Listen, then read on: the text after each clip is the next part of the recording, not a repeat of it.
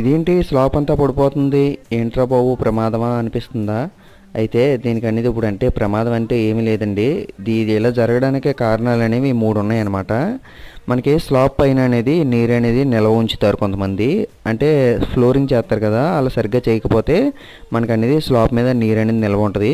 ఇంకోటి ఏంటంటే water tank నుంచి నీళ్ళు అనేది నిండిపోయినప్పుడు స్లాబ్ మీద పడకుండా చూసుకోవాలి.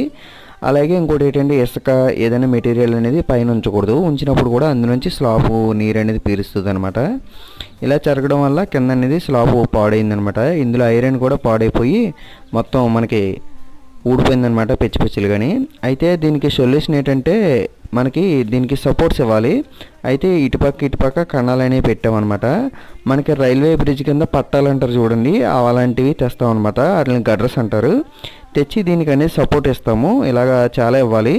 ఇవన్నీ సపోర్ట్లు ఇవ్వడం వల్ల మనకి సేఫ్ అయిపోద్ది అనమాట స్లాబ్ అనేది.